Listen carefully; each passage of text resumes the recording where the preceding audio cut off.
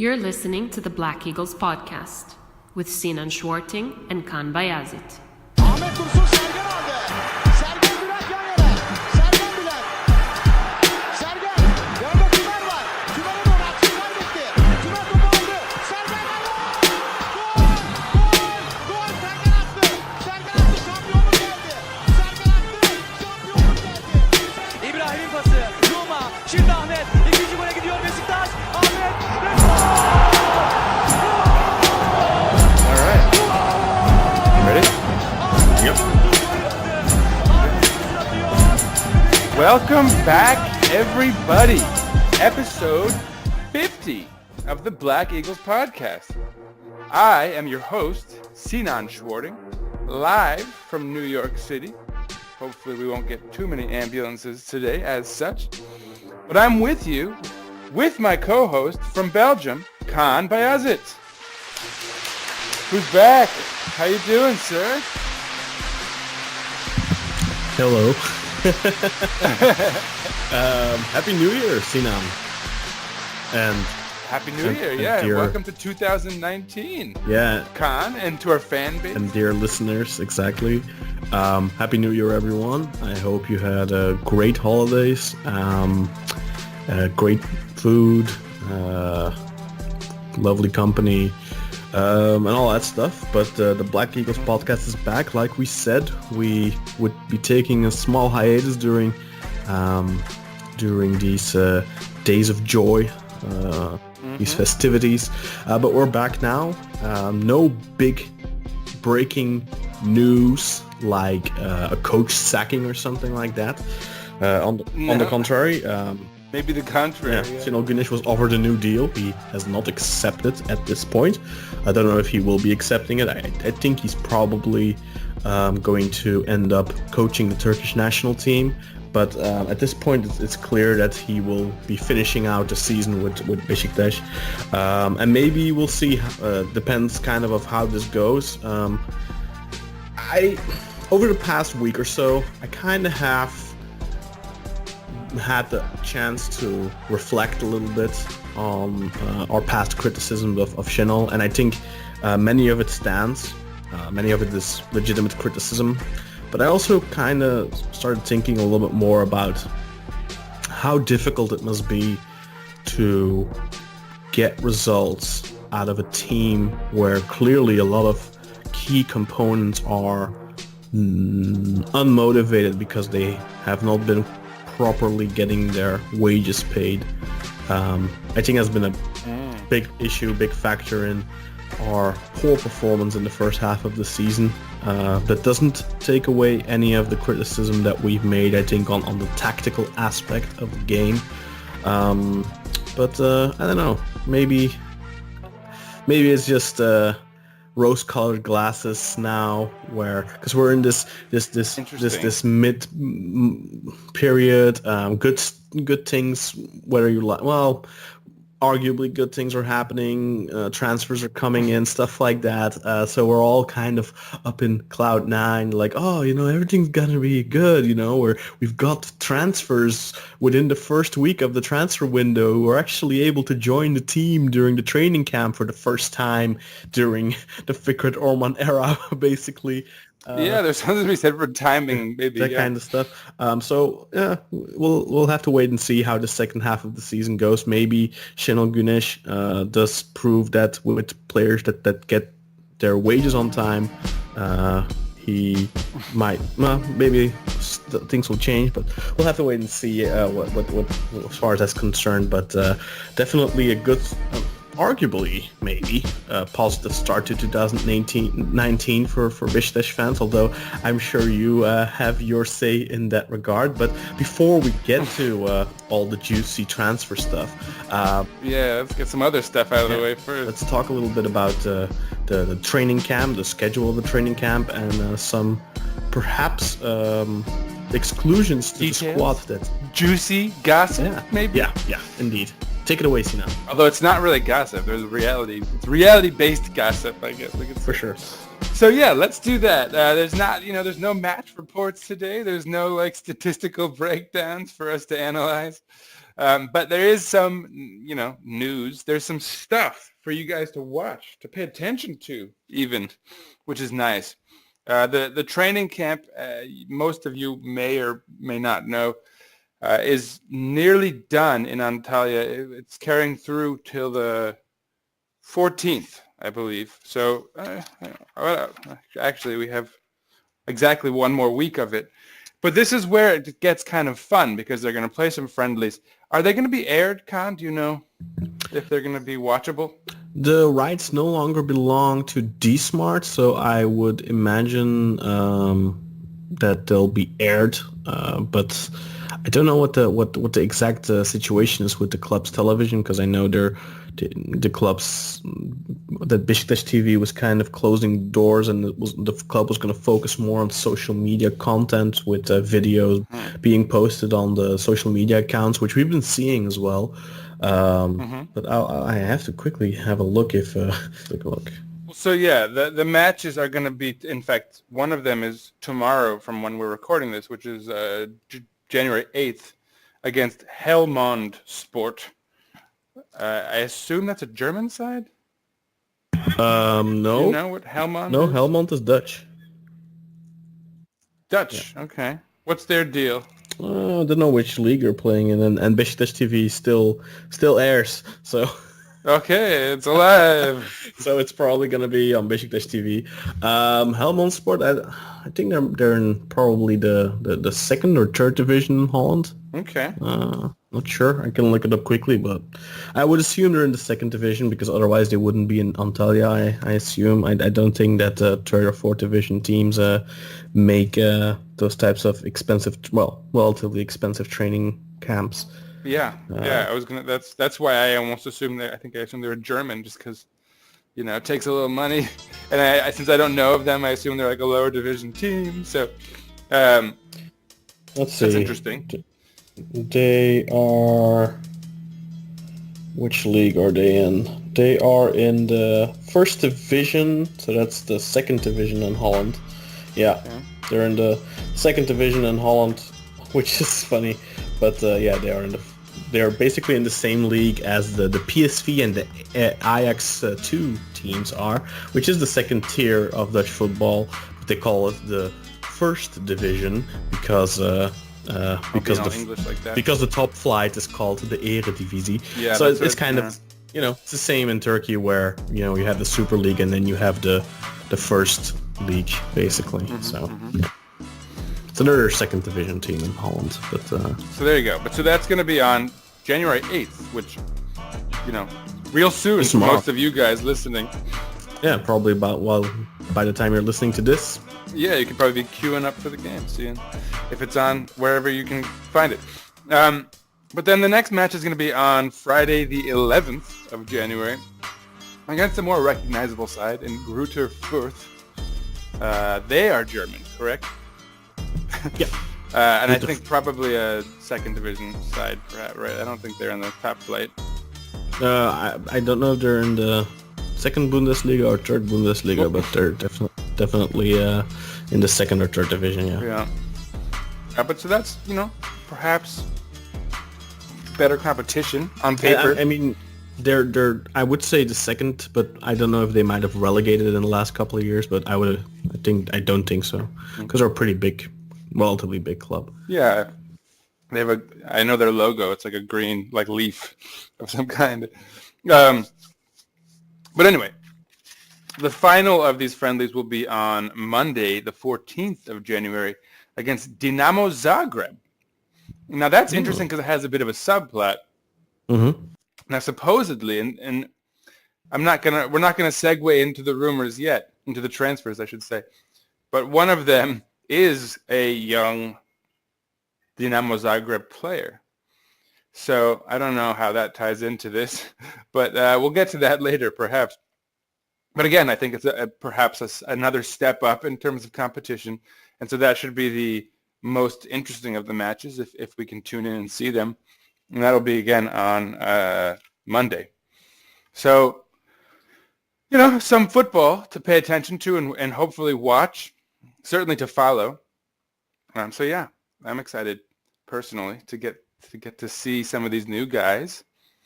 But yeah, before we move on to who those new guys are, there's some more news. Kaan, why don't you get into the gossip windmill or whatever we call it? Which part? Which part did you have in mind? Well, so before we get in, I guess let's put it this way. Before we move into the new guys who are with the squad in this Antalya camp, how about we talk about some of the old guys who are not with the squad during this camp? Right. I'm sorry, I completely blanked out. No. There's a couple of interesting exclusions from the squad that were taken to Antalya. Wagner Love did not travel with the team. Gökhan Töre did not travel with the team. Tolga Zengin did not travel with the team. And then finally Tolgay Arslan did not travel with the team.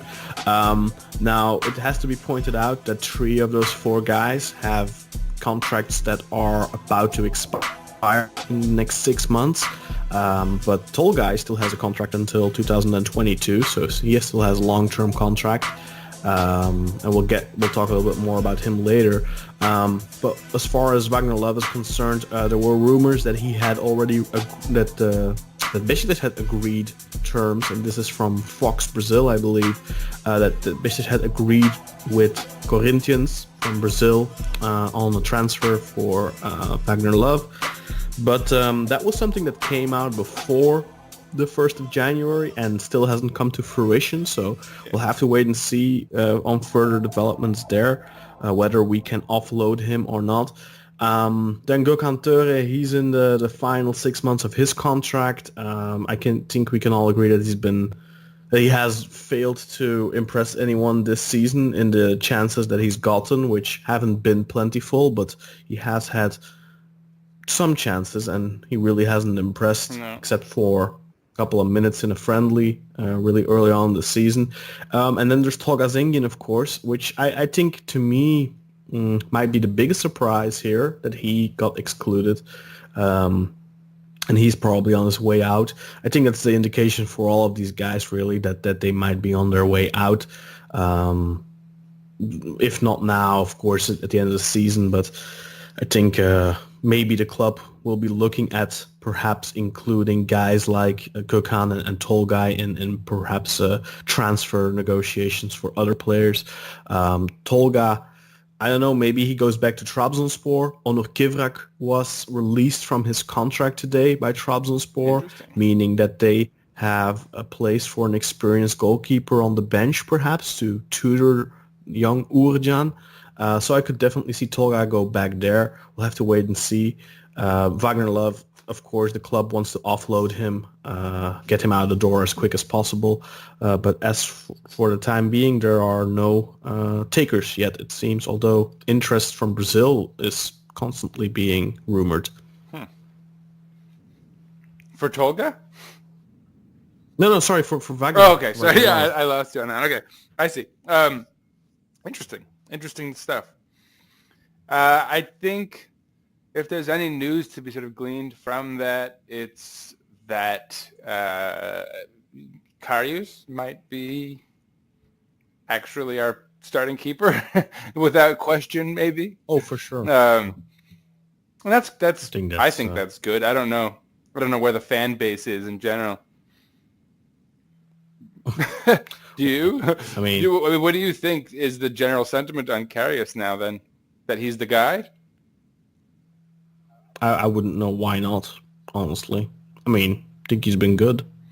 I think he's been put under a microscope and he's gotten scrutinized for silly stuff.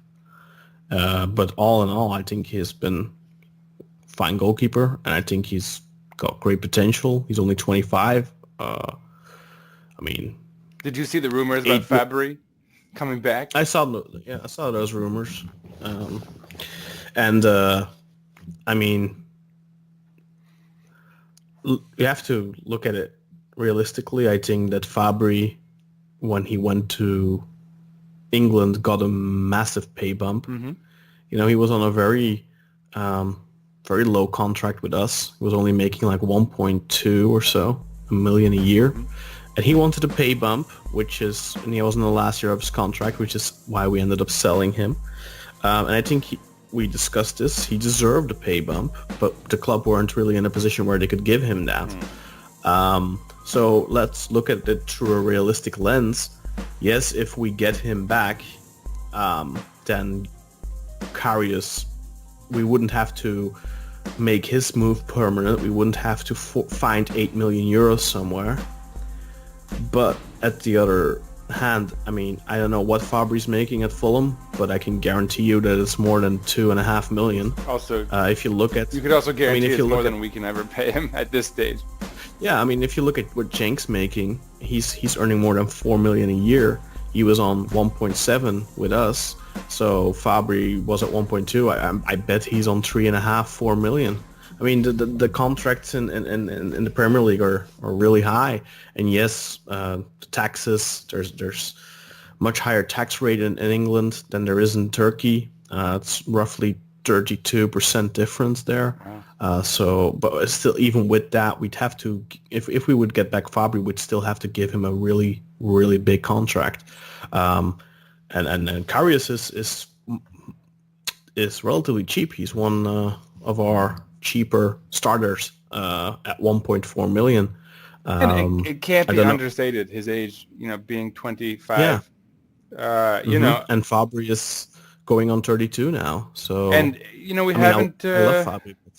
We haven't gotten younger in this transfer window, so it doesn't hurt that we have some of these guys from the last window that are of that sort of age that they can be the core moving forward for at least a couple of years.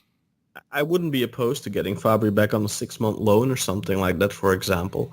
But then this was pointed out to me the other day, something I didn't really know, is that you can't have a foreign goalkeeper on the bench. So even if you get Fabri, it would only be for that case if Karius were to get suspended or were to get injured, then he could come in, but you can't have him on the bench if Karius is already playing. And we've spoken to this, and I think it's true still that the keeper, the position in general is one where you really want to lend the guy some confidence by just saying you're the guy, it's your position to because we were talking about this pre-airing of this episode, pre-recording, but on that back line defensively, it's such a vital component that the guys have a rapport and a relationship and especially a working relationship on the pitch. So the more consistency you can have back there, the better. And this could be a good segue into moving forward, but that the more likely we are to not have Necip out there and to have two central backs that we want to have out there going forward, the better for everything. And so perhaps why don't we start there as far as the new guys? Yeah, let's start with the big news, what people are here for, probably the confirmed transfers. Well, the first one we signed is someone that I know Sinan isn't too happy about, but it's Burak Yilmaz from Trabzonspor. Beşiktaş ended up signing him for 8.5 million Turkish lira, which boils down to roughly 1.3 million euros. So Beşiktaş did end up paying a transfer fee, which was initially reported that he'd be coming on a free transfer. That's not the case.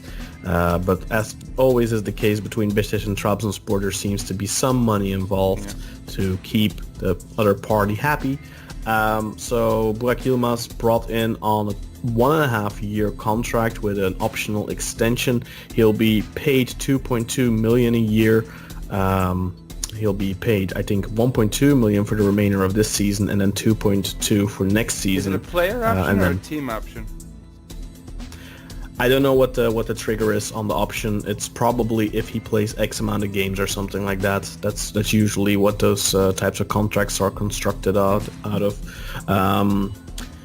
Otherwise, I think it's. Well, let's get into it a little bit later. But then we also signed Nicolas Isimat Mirin from PSV Eindhoven. We were already linked with him for a while. I think we were first linked with him last season, or was it the summer? I don't remember 100%. I think it was in the summer.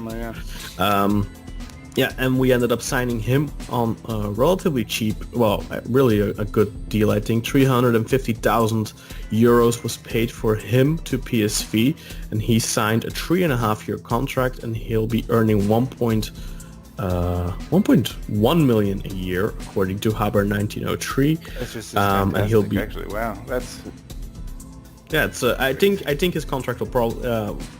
TRT Spore reported that his contract will be going up, and that's usually how this goes. So the first season, I think he gets like 600,000 or something for the remainder of this season. Then 1.1 next season, 1.2, 1.3, something like that. But that's. And how many years was it again? 3.5. I mean, and so he's 27, correct? He just turned 27. Just turned in November. So 3.5 years. I mean, he'll be 30. 31 by the time his contract runs out. As we know, defenders tend to peak in their late 20s and still be good to go in their early 30s. I mean, look at Marcelo. We got him when he was like 29 or 30, look what. Yeah, this is a great transfer. Look how and maybe we should start here, because I think we're going to agree on this one, or to some extent. I don't know the extent to it, but I think for me, this is the kind of transfer that we need to be making as a club, and that there's some you can't even really call it risk reward, because it's not like he's 17, and that's a third player we might want to talk about. But as a 27-year-old, he's clearly played at a high level for good clubs for a consistent amount of time. But there's actually still a reward component, and we've seen it so many times where slightly older, and in fact, like take Dusko Tosic, right, who just got us a surprising amount of money thanks to, again, a Chinese club, but nonetheless, that exists out there these days. But what you can say about that is we have a track record of flipping guys in there, especially at that position on the back line, turning them into slightly more successful versions of themselves, and then flipping them for somewhere between, 3 and 7 million or something like that. And what's nice about this guy being 27 is that he could theoretically be at that stage when he's still only 29. And then you're talking about maybe even like closer to the 7, 8, maybe 9. Who knows how good he could theoretically become with the squad. But yeah, I think if he doesn't flop, if he does well, you're always going to sell him for a profit if you end up selling him. And I mean, look at Marcelo when we got him. We paid 2 million for him. We sold him for 7 or 7.5. And in this case, we paid less than $1 million. Yeah, $350,000 pocket change in the football world. Was his contract coming to an end? Like, what was the logic of that? Yeah, he was in the last 6 months of his contract. Yeah. So we almost did him a favor by saying, "Here, take some money," because he's going to leave in the summer anyway. Yeah, I think there was probably an agreement with him already. I think that's why I'm not 100% sure. I'm not a PSV expert, but he played almost everything last season when they won the league, and he barely played this season. And there were already strong rumors this summer that we were going for him, and PSV probably wanted too much to our liking. But basically, the standard is like, oh, this guy's in the last year of his contract. We'll give you 2 million. We'll give you some pocket change. And PSV probably thought, no, this guy is a starter. We want 5 million or something like that. We lowballed him. And there's to our advantage. It worked out this time. There's no way Beşiktaş are going to pay that. But I think there was probably already like an agreement in place, which is not legal. Nice. That's because you're allowed to negotiate the last 6 months, and you're already around to sign a pre-contract. But I mean, obviously they wouldn't be able to sign a contract with a player yet. But I think there was already like very clear indication that, look, we're gonna come back for you in January, and he probably communicated that to the club, and I think that's probably why he didn't play much this season. But if you look at what we were looking at both Sadik Çiftpınar from Malatyaspor, and we were looking at İsmet Mirin here, which are both, Sadik, I think, just turned 26. Isimat just turned 27. And the thing is, we had competition from Fenerbahce for Sadik. They ended up paying 750,000 for him. Oh, he did sign him. His contract, yeah, they signed him. His contract is very similar to Isimat, and the difference is, I mean, they're like a year and a half apart, maybe in age. The difference is that Isimat has a lot of experience in Europe, has Champions League experience, Europa League experience. He has experience in the Ligue 1. He's played for Monaco, Valenciennes, top side in Holland for PSV. And it can't be understated. You mentioned he didn't play much this season, but until this season, he was a very regular starter, like a very consistent presence in their He lineup. only missed two league games last season, and that was once they had already won the league. So he was a starter last year for And a PSV. key cog in a very successful side. That is important. You know, if you're talking about importing a winning culture, it starts with the guys on the pitch. For the record, I mean, I really like Sadik. I think I said that before on the podcast. I really like that guy. I mean, I've been saying it for a couple of months that that's someone I would definitely go for. But I completely understand why they said, look, okay, you know what, we're gonna bail out of this transfer and we're gonna go for Miran. Because I mean, you're basically paying the players the same type of wage. And there's something to be said for not getting in is, one of those wage wars with Fener again, you know, and it goes back and forth. And sure. You know, whoever wins gets this I think overvalued. I think we drove up the price. Yeah, probably. I mean, Sadik was in the last 6 months of his contract, and 750,000. That's for a player that was valued at 1.5 million. That's a lot of money. It could be argued we got the better player for cheaper, but I don't know if it's worth arguing. That'll have to we'll have to remain and see who got the better player. But I think I can completely understand the logic where you're going to go for the player that is a lot more experienced at the top level for less money in terms of a transfer fee and almost the same money in terms of wages. The difference is that Sadik is being paid in Turkish lira, but I can't guarantee it, but I can almost guarantee you that that's set at a certain exchange rate, because that's usually how it works. And it's probably set around 5.5 or 6. So he's going to be making only 400,000 this season, but he'll be making 900,000 next year, 1.1 million the year after, and almost 1.3 in his third season. So I mean, ultimately, it almost boils down to the same wages and a lower transfer fee.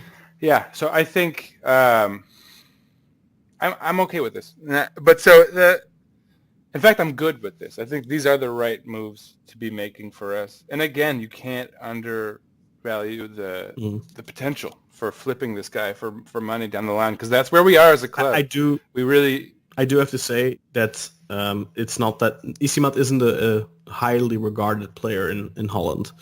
And I think one of the main reasons for that is because in the Netherlands, they expect a lot from a central defender. They expect that they're really good at build-up, and that's something that he's been criticized for. But having said that, I remember very well that Marcelo was being criticized for his build-up too, and for us, that was one of the things that we loved about him, his build-up, ability to build up. And to be fair, Pepe's build-up was really bad in my opinion. Terrible. I don't think it started there, but. Yeah, I mean, all he did was boot the ball blindly up the field, felt like. And even last season, that was something I didn't like about him. One of the few things I didn't like about him. It wasn't as common, but it was definitely like, you could see the seeds were planted. Even last season, he did it all the time. So I think that the standards in Holland are, when it comes to that kind of stuff, different. My friend who's a PSV fan, he thinks he's a good defender. I think that's the first and foremost thing when you come to Turkey, that you're a good defender. When it comes to that position in Holland, they just expect a lot more technical ability and all that kind of stuff. But that said, both Marcelo and Atiba Hutchinson, who also came from PSV, they weren't very highly regarded. In particular, Marcelo was considered as a huge flop and disappointment. And look how good he turned out for us. So when it comes to Isimat, he's not a guarantee for success, but I think that it's a guy with the correct mindset. He's very positive person, which you can clearly see in everything. And I definitely think that this is one of those transfers that is relatively low risk financially too. And I think it has potential great payoff. Yeah, exactly. And now, the only outstanding issue with this, and I want to briefly talk about it with you, Kaan, is, what are the implications for the current squad here? Now, we obviously know Pepe is gone, but the truth is that he's been gone for some time as far as what we've seen on the pitch. So the obvious tactical maneuver here is that Necip is out of the starting squad, which, both of us will likely agree he never should have been there in the first place. But the outstanding issue is, what does this spell for Enzo Rocco? Where does this put the club regarding him? Is it maybe dependent on some of these rumors, R.E. Domagoj Vida, becoming true? I think supposedly the latest was 12 million offer from, was it Monaco or something? I don't know the veracity of it. It was a foreign press. It wasn't a Turkish rumor, so that gave me pause. But that doesn't necessarily prove anything. But well, Monaco are in a desperate position right now because they're having a really bad season. Yeah. And I know they're desperate for a good central defender. And I know that Gianluca Di Marzio and lots of different sources have been reporting that they're really close to signing Pepe. But my sources tell me Pepe is done for Porto. I don't know if it's gotten confirmed in the meantime, but I heard a couple days ago already that it's done and he's going back to Porto. So I don't really know what the last official word on it is. It's not like I'm following it closely, but personally I hope he goes back to Porto. I think that would be great for him to do that. But I think if he, and I'm 99% sure he will, when he signs back for Porto, I think then a guy like Vida becomes more urgent perhaps for Monaco, so it could definitely happen. But I don't think that Mirin is here because of a potential departure of Vida, because Mirin is clearly Pepe's replacement. So I don't think it has any implications for the current squad, really. I think if Vida would happen to leave, I think we'll sign another central defender. Or maybe we won't, knowing us, but we'll end up signing one in the summer then. So what's up with Enzo Rocco then? Is he just the third option? Not even? Is he going to remain behind Necip? Do we sell him? Because he's actually not on a particularly cheap contract. Well, you have to keep in mind that he got injured during the last international break, so that's why Necip has been playing. Dude, so it's not that much better about my life. So it's wow. So it's not necessarily that Şenol Güneş prefers Necip at central defender, at central back to Rocco. I mean, he might. I mean, I wouldn't put it past him. But he's been injured, so he's preparing now, and he's training hard to come back and be ready for the second half of the season. And I've seen no rumors regarding us trying to offload him, so I saw one thing about some interest from Brazil, perhaps, but I didn't check the source. And I honestly, I don't think that... I don't think we'll be offloading him. I don't know. I mean, I know that a lot of our fans are not high on him because of the couple of games he played, and the thing that I always see people say, "Oh, he's too slow. And that's just not to me, that's one of those pet peeves I have when they. You know how I get annoyed by people blaming goalkeepers for every goal they concede? That's the lazy man. That's kind of like how fall back. The lazy man, and that that's the lazy man type of analysis, and I kind of feel the same way about when people say, "Oh, the central defender is too slow." I mean, okay, that guy's been playing for you for years, and he's just slow. He's gotten slow because of age or whatever. Then it's an argument to be had. But when a player's been at the club for a short period of time, and okay, Rocco came like last January, I think, didn't he? No, damn dog. He came this summer, didn't he? I think he was one of our moves this summer. Because remember, he came in for... It was after Tosic. Tosic was our dude last. Yeah. Yeah, you're right. But remember, I mean, look, not so long ago we were talking about Vida, and fans were criticizing Vida and basically calling him slow and all that kind of stuff.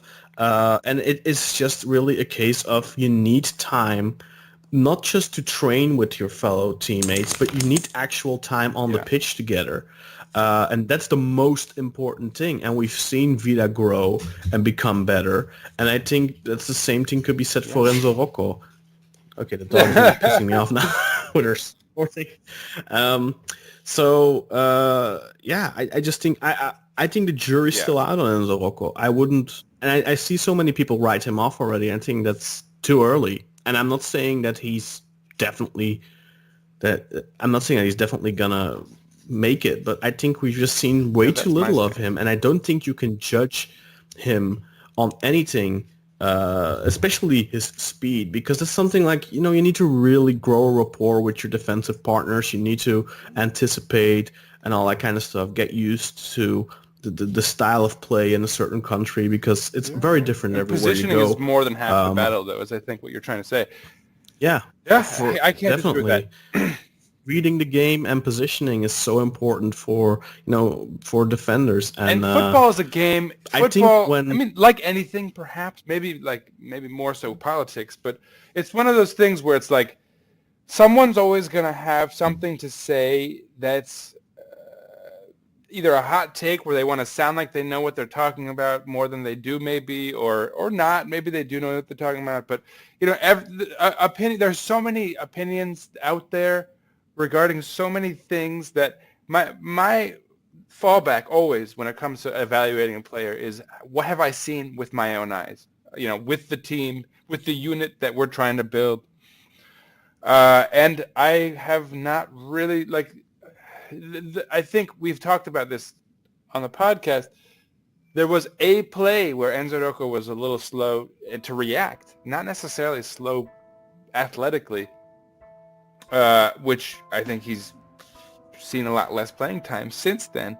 And we've talked at length about a kind of fault of Shinno Gunesh's where he can kill a person's confidence in that manner. But regardless of that fact, I can't say I've seen something definitively that says yes, like he's gonna make it, or no, there's no way he's gonna shine, with our shirt. I really hope that he, given what we've already invested financially in this guy, I hope that he's given enough of a chance that we can all collectively agree, yes, he's got to go, or no, we need what he's got, on the back line. And I think potentially, if he is a little slower, from what I heard from a debate on Twitter, Isimat is a little faster, a little pacier athletically. So maybe they pair well. You can't just dispel that notion before it's tried. But all I will say is that I am very happy that Necip is no longer an option, no matter what, because I'm glad to have learned that he was out there because of the injury to Rocco, which I had forgotten about, and B, I'm glad that Isimat is with the squad. You never know. You never suspect. He's always going to be an option. It's like the Spanish Inquisition sketch, you never anticipate the Necip.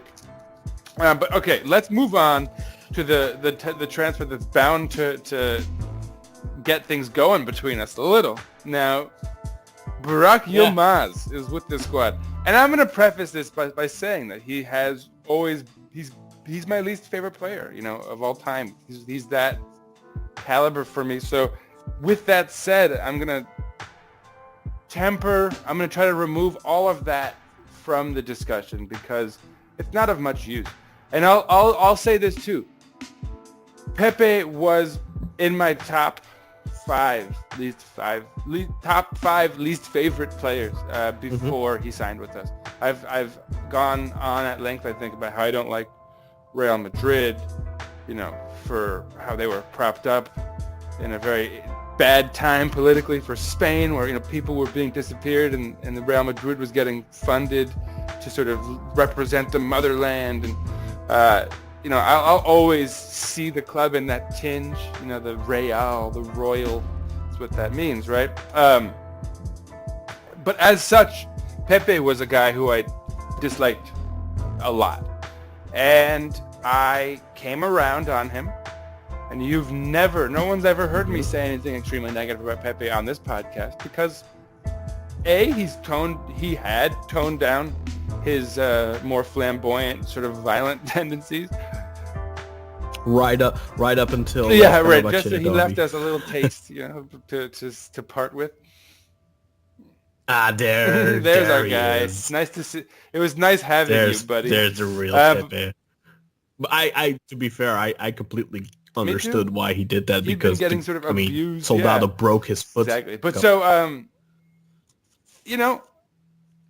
I can't dispel the notion that despite my personal distaste for the man that is Burak Yilmaz, that I'll come to, he'll never be my favorite player, obviously. But, you only have room for one favorite as it is. So that's okay if it's not him. Now, where to begin? Let's start with the facts. factual and stuff. The facts. I'll put out my side of the facts. He's probably, and he's a late bloomer as a player For sure. Well, he's increasingly got more and more efficient, which suits us well because he's coming on late for our squad, I guess. And by which you can't overlook the fact that he had like more goals than appearances last year. No, almost. He had 23 goals and 25 appearances. So. Okay, yeah, close. Almost a goal per appearance. Yeah, almost a goal per game. This season, he had more goals and appearances, 7 and 5, I believe. No, 5 and 7. So he got 5 goals in 7 games. So you can't overlook that efficiency. My argument is that it's kind of a too little too late scenario as far as that right now. I guess you could say that if the push right now is for us to get second, cement the Champions League, it's vital we get those goals. And here you have a guy who you'll get goals from, assuming he's on the pitch. Yeah. Yeah, I think so. He's chronically injured. Yeah, right? but it's not a thing where he's gonna be out for long periods of time. It's something that he has to take matches off. Now, we're actually in a position for this to be okay. We have Guven Yalchin. We have a guy who people are going to be eager to see play every here and there. So, that's not. That's not a killer, right? I have not said anything negative yet, Kaan. I want that to be noted. And I'm going to say another positive about Burak Yilmaz. And this is a big if, and it's actually maybe a giant if. Maybe an unrealistic one. If he's matured, he is 33, turning 34. If he's matured enough that he can start to consider playing a mentoring role for younger guys, it looks, I've heard rumors that we're not going to get rid of Kyle Larin, that he wants, that I don't know if it's Cheno's decision or I don't know whose decision. I think they want to is. loan him. I've heard maybe not. I think no, the club wants to loan him, but he might not be willing to do. He might not. He's not too keen on a move to Erzurum or Malatya. Like it sounds like at the moment. I heard, I forget who it was, but somebody was being interviewed, one of the players, and they spoke not at length, but they did a little bit about how Kyle Larin needs confidence and how they're working to build that up or whatever. So it just gave me the suggestion that the feeling that maybe they're kind of marketing him as still an interview the other day, and he spoke about Larin. I think what you might be thinking of. Yeah, and Atiba's a guy who he was put out by the club for the interview. So I think it just gave me the feeling that they were kind of marketing, doing promo for the concept that Kyle Larin is going to be here as still a kind of project of some sort. As such, we've got Guven Yalchin and Kyle Larin. Burak Burak Yilmaz knows the Turkish league better than anyone at that position, and is probably the most successful in that role in the last, I don't know, 5, maybe Decade.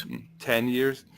As such, he has a lot of wisdom to impart to guys like Guven Yalçın and Kyle Larin. The question is he in a role where he's willing to impart that, or is he going to see them as competition for his role and not do that? That's a big if. We can't say he's like an ideal mentor. I don't think you could make that argument, 100%. That's something. He's an ideal mentor in terms of his ability on the pitch, right? If he could impart his skills, he'd be an ideal mentor. Yeah, but I mean, you also have to look at. I mean, what do you expect from Larin and Guven? I mean, I honestly at this point I don't really think that Larin's gonna be ready, and he needs to be loaned. He needs to play. Yeah, and that's also what Shafak Mamat Yazıcıoğlu said, that he needs to play at this time in his career. And that's one of those things where I think if he's not willing to go to Malatya or Erzurum, I think that's kind of a blemish on him, because if you're refusing to go to a team that's going to play you, I mean, look at Malatya. I think they just sold Butaip, so they need a striker. He's definitely going to get playing time there. If you're saying no to that, then I think you're being lazy. I don't think he's doing the brave thing and sticking it out and competing for first place at Beşiktaş. That's not what he's doing. And he's just sitting on his coattails and reaping in the money because he's got a big contract. At this point, he's the third option even, so it's not a very wise move. Not even. I mean, you have Burak, you have Mustafa, you have Guven, so he's going to be fourth, maybe. I mean, it depends, I suppose. With Mustafa Pekdemek, it remains to be seen if he's going to extend, and I think that could play a large role in his role. But we've got Umut coming back from Bursa, he's doing decent. Is he coming back in this? No. He'll be coming back in the summer. Next year. He's doing decent for Bursa. So I think Kyle Larin has to take this chance and go somewhere where he can get some experience. I mean, if he goes to Malatyaspor and he has a good second half of the season, then he can come back in the summer and maybe fight for the first place. But if he's just gonna sit on the bench or even sit in the stands for the remaining 6 months, then then what did he do? He lost 6 months of his career. No, yeah. You have no argument for me there. But I don't want to be sidetracked on Kyle Larin. My point is just that if we're going to have young strikers, whether they should be there or not, because, I mean, by that logic, even because we have Mustafa Pekdemek, and he's probably even going to get the call over Guven Yalçın, I wouldn't even mind seeing Guven Yalçın loaned somewhere. I think they'll both be on the bench. And I think Guven will get his minutes. I think he might. I hope so, honestly. But I wouldn't be sad to find out he'd be getting starting minutes somewhere. In both cases, maybe ideally not actually but I think in Turkey. Guven is still maybe in Guven the is Netherlands. Still at an age, like he's 19. He's still very much at an age where he can benefit from playing and training with an experienced international striker like Burak Yilmaz. I think that Kyle Larin at 23, 24, he needs to go out and play. He could. I don't agree with you there. I think he could actually learn some tricks too. But I don't think that those tricks that he could learn would be more beneficial than playing time. That I agree with you with. For Larin, he needs to play. I mean, of course, it would benefit him too to be able to train with a good striker. But he's been training with. I mean, I'm sure. Okay, Wagner Love was kind of like a very different model, a beautiful peacock that lost his feathers, and a very different model for a striker than Larin would be. But I mean, he could have learned stuff from him too, and all that kind of stuff. So I don't know. The one thing that you have to admit is that Burak Yilmaz is basically the model that Kyle Larin is, considering his frame. He could what he would be. What he could be, perhaps, if he would. Be serious. make more consistent runs and the thing is, one of those things that Burak people criticize him often for is the amount of times he gets caught offside. But look at that. Look at the amount of in the 7 games he played for Trabzon this season, he's straight offside 20 times. That's That's a lot. Yeah, I mean, it doesn't help. VAR does not help Burak's playing style in general. You have to say that. The thing, what Burak's style is, he's always playing on the edge of the on the edge of the offside box. He's a very opportunistic striker, and he's a little flappy. You gotta give him that. You have to think this. He's like an all-time flapper. If in 7 games you stray offside 20 times, what does that tell you? I mean, it shows hunger, right? We can say that. He wants to score. How much he is moving around. And what is the one thing that we've both said we have missed? Yeah, no, someone who's hungry like that. Movement. Sure. Movement up top. There's no like Laic has the ball and nobody's moving. Everyone's just standing still and waiting for the ball in their feet. And that's the one thing that Burak Yilmaz doesn't do. He doesn't want the ball on his feet. He wants the ball in behind the defense, and that's why I think he'll do well. It's interesting you say that. We've never talked about this in those stat flashes, but we've often, almost consistently, had 0 to 2 offsides. Yeah. We've talked about how that suggests maybe good discipline, like offhand as a comment. Or laziness. But what we haven't talked about is it does to some extent also show a lack of hunger. That's one, like offsides are one of those stats, like corners or something that show a degree of ferocity, I think hunger, thirst. I think if you look at it, I'm not 100% sure on this, but I think if you look at the games in which Lens starts and doesn't start, you'll probably find that in the matches where he starts, we probably get more offsides than in the matches where he doesn't start, because he makes runs. He's one of the few players that's constantly trying to make runs. And I like Lens. I want to say that offhand. I like Jermaine Lens. I don't think people say that enough. No, I think unfortunately, he hasn't really he hasn't really shown us consistently what he's capable of, and he hasn't always gotten the confidence from the coach and all that kind of stuff. But anyway, it's not about Lens here. Just again, we're getting but back on the subject for Burak. So he signed a 1.5-year deal. I think that's ideal. I did not expect us to pay as much as we did, if I'm honest. Yeah, especially given the fact that you're talking about his salary too, right? Yeah, I think he 2.4, 2.2. I think the salary is perfectly fine. In fact, for a striker with his track record, I think his salary is really good. I mean, you also have to keep in mind that he's coming from a 3.5 million contract a year at Trabzonspor, and he's taken a pretty big pay cut, 1.3 million a year or something like that. On top of which he has also, like Pepe did, for example, he has also absolved wages still owed to him from Trabzon, which is also why we got him quote-unquote cheap, which I don't think 1.3 million is that cheap, but whatever. As a fee alone, yeah. But I saw the comments of this is a expensive short-term fix, but I don't agree with that. I think Wagner Love was an expensive short-term fix. We paid 3.7 million for him, and we signed him to a 2.5-year, 1.5 similar deal. But I think that Burak is actually a cheap short-term fix, I would argue, because if you look at the contracts we had for our previous strikers in the past couple of years, I mean, okay, Mario Gomez, we can all understand that he makes a bunch of money. He was on 3.5, and he ended up earning 6.5 when we won the title. But Abubakar was on 3.3. Dembaba was on 3.5. Negredo was on 4.3. We had really high-paid strikers the past couple of years, and strikers are always, top strikers are always going to make more money. So I think 2.2 million is perfectly fine for Burak. And his age, of course, he's not a long-term fix. That's clear. He's a short-term fix again. And I think we it is short-term, yeah. Okay, so you're not arguing that point. Okay. We both have been saying, look, we need to find a striker that we know is going to be here for 3-4 years or something like that, or at least where we have that option to sell him on exactly in 2 or 3 years, make some money. Because I think that's, if I'm going to be honest,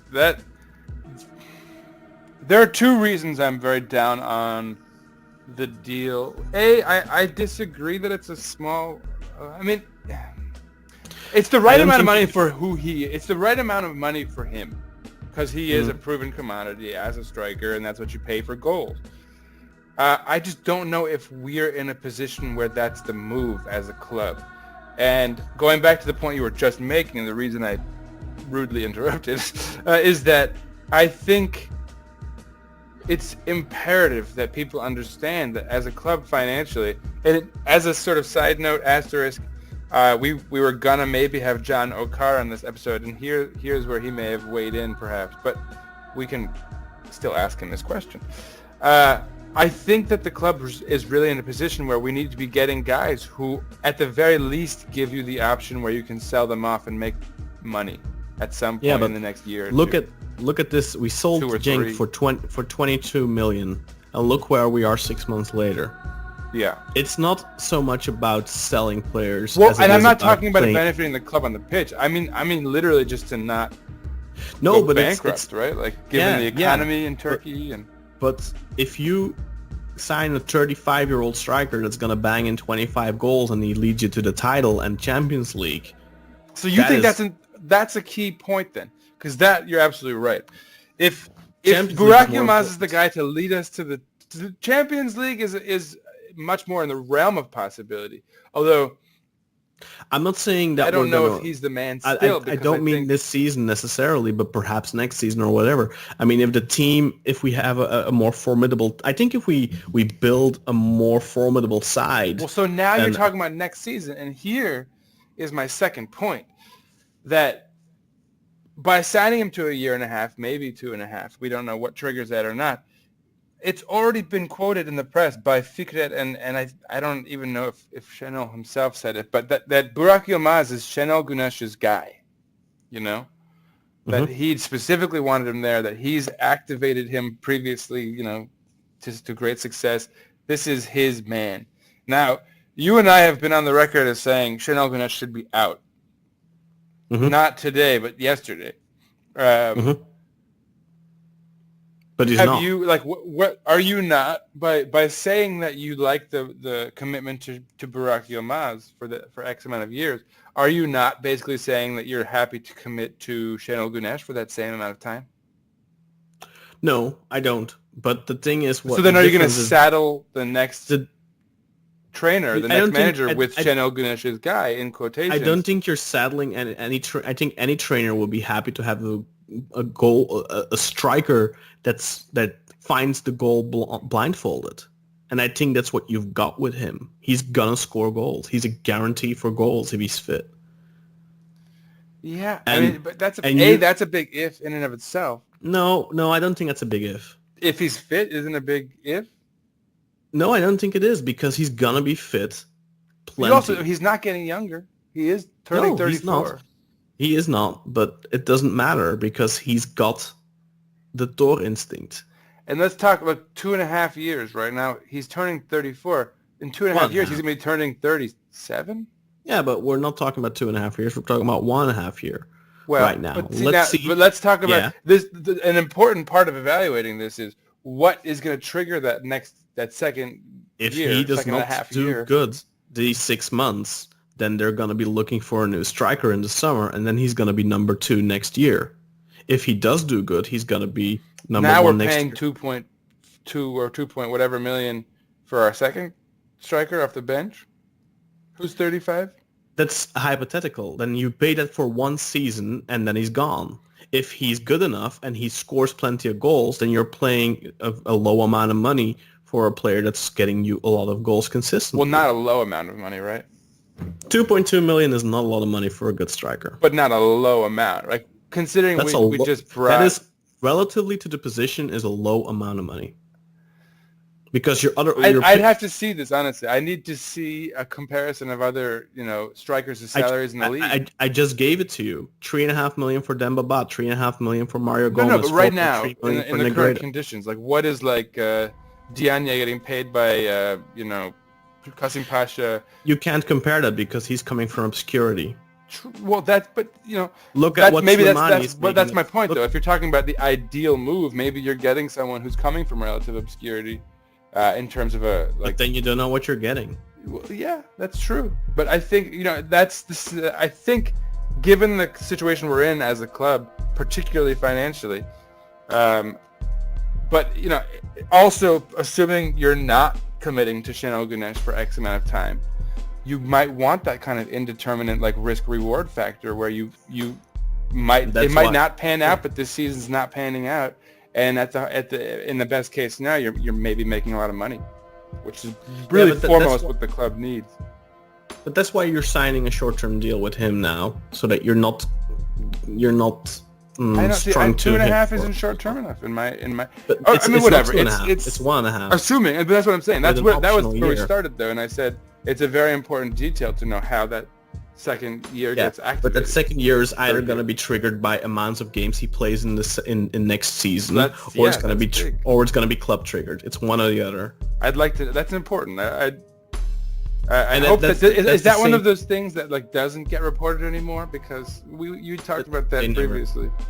They never reported that. Yeah. That never got reported. But for example, for Wagner Lovitz, if he plays 25 official games, his year automatically gets extended. His contract automatically gets extended. He's now in the last 6 months of his contract, unless he would play, let's say, 13 more games or something, and then his contract gets automatically extended. Wagner. And like, But, to be I mean- fair, I think if Şenol Güneş had the chance, he might get those appearances.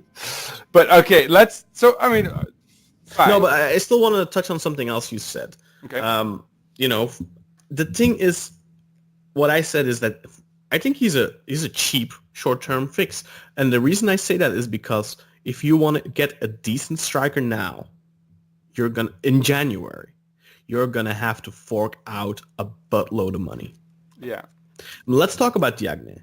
He would be perfect. Sure. No, I'm not he would- even suggesting that Yeah. he'd be the move, because I don't think that would be I know, realistic. but I mean, give me an alternative. You could go. I haven't scouted the pick up- French, league. You But could. uh, Yeah, but you could go and, for example, you could go pick up Mario Balotelli for very cheap, but you'd be paying him $4.5-5 million a year. Yeah, and that- you're to me, stuck that wouldn't to be a the move either. long-term big contract. in fact, yeah, with Balotelli, I'd have much the same apprehension that I do with Burak, especially because of his age and all that. And again, like with Balotelli, you could probably guarantee X amount of goals because you know his class and coming to Turkey. I mean, he's really the kind of, in a lot of ways, the ideal. You'd think that, but he's got 0 goals in Ligue 1 this season, while he was on fire the previous 2 seasons. So it's very... You never know 100%. Same thing with Burak, by the way. But I think Burak is more a guarantee for goals than Balotelli, Maybe so, because yeah, I Burak could has believe that. consistently scored In the Turkish more. league. Yeah, he knows the league, and I mean, ever since I think 2010-11, when he started scoring a buttload of goals, I don't think he's had a season under 15 goals. Well, and so here's a little history for some of our younger listeners. And I suppose, given that we're making a podcast, that's really probably the bulk of our listeners. Burak Yilmaz, this is not going to be his first appearance with the club. He, in fact, Beşiktaş was his first big Istanbul club. Is that correct, Kaan? He was 21, and then he joined us from second division side, now Super League side, Antalyaspor. That's right, yeah. Which is where he's from. He was actually from Antalya. Yeah, he's from Antalya, and his dad is also from Antalya and used to play for Beşiktaş. Interesting. So Beşiktaş was his first club, and he failed. He flopped miserably. I have a very interesting... No, I wouldn't say that. Very interesting first. First, I want to give you a little tidbit of information that you might find interesting. Did you know that Burak Yilmaz's umbilical cord was buried in the new stadium's turf under the turf? This is so weird. What? True story. The original, but Well, so does that mean it's still like under there, like under the? Well, I'm sure it was dug up while they were reconstructing the stadium, but it's just to give you an indication of, that he was really a born and raised Beşiktaş fan. Wow. Okay. Because of his dad. Because of his dad used to be a reserve goalkeeper for Beşiktaş. Okay. And I'm just taking a really quick look at his track record in the league in terms of goals. Let's take a look. So going back to 2010, in 2010 he scored 19 goals. 2011-12, 33. 2012-13, 24. Then 16, 9, and 11. But 9 was only half a season, and then he went to China. So basically, except for that half a season, he's not had a sub 15 goal season since 2010 in Turkey. Anyway, no, but I wouldn't say he flopped necessarily, because you need to keep in mind that in that part of his career, Burak wasn't a striker. No, he wasn't. He was an ill-fitting left winger. He was used as a winger, I think mainly as a right winger, but I do remember when he first came in that we were all really stoked. I was so excited about him, man. I loved that guy back then. Both him and Ibrahim Akin were were kind of the same, in my opinion, where they were both like really hot prospects, and we had huge expectations of them. Mm-hmm. And Burak started off really good, and he played like a string of really good games where we thought, oh, this guy's the next big thing. And then I think for what is kind of normal for a 20, 21-year-old, he kind of fell back a little bit, lost his mojo a little, and then ultimately he ended up getting included in that player trade for Filip Holosko when we bought Holosko from Manisaspor. Mm-hmm. And both him and Koray Avcı, I believe it was, were given plus 5 million for Holosko. And I think I had a discussion with our good friend Dennis about this the other day, because he said at no point in his career did I ever look at Burak and I said, I wish we would never let him go. And I agree with him, because I don't think he would have been the same player he is today if he wouldn't have ended up crossing paths with Şenol Güneş back in 2010. But definitely post Trabzonspor, when he had that 5 million euro clause and Galatasaray ended up snatching him up, I remember vividly wanting us to buy him, but we just didn't have the 5 million at the time. Yeah, it would have made a lot more sense, I guess. Yeah. I mean, I would, the age and sort of chronic injury factor that I've brought up a few times already, I couldn't bring up at that stage of his career. No, that was a recent thing, and plus back then, I'm 100% sure you didn't hate him yet. No, not a lot. I mean, he's one of those guys who's just the way he carries himself, mm-hmm. The way he... Yeah, like a Van Persie, he kind of... Yeah, he's very annoying for opposition and supporters. Yeah. But I think troll. That does stem... And generally, as human beings, I tend to gravitate towards people who are easy to spend time with, who don't, prod me or make me annoyed. And so, I've joked. But I think it's personal and professional. But I think that there's a lot of people who have a certain Dr. Jekyll and Mr. Hyde aspect to them when they play sports, because some people are so competitive once they become unrecognizable. And I think one of those things with Burak is he has a winning mentality, and I think that's something we lack in the team right now. But I think certain players channel it differently. If you look at Mario Gomez, he was a winner. Yeah. But I don't think anyone would ever call him an annoying player or a dirty player or anything like that. No. Although I wouldn't really say that Burak's a dirty. Well, when I say dirty player, I think of players who deliberately step on other people's feet and plant their studs and try to get away with those types of injury inducing things. Burak is a dirty player in a different way, I guess, with his flops and kind of stuff. Yeah, I mean, I can see him hurting someone. I wouldn't put it past him. Well, he had that incident with the bus, remember, a couple of years ago, where he got like in a fight with a bus driver or something. But I mean, if you like, for me, I never liked Burak as a person, but he would never ranked on my top 5 list of all-time most hated, most hated players or anything. Yeah, he was up No, there. not even close. He's at the top. I gotta say, he's up there. I can't say he's at the top now because he's on my club. And this is one of those moments for me as a human where you have to But rise is he above. really above guys like Melo, Emre Belözoğlu, Hasan Sash? Okay. Emre Belözoğlu is my top. He's my top.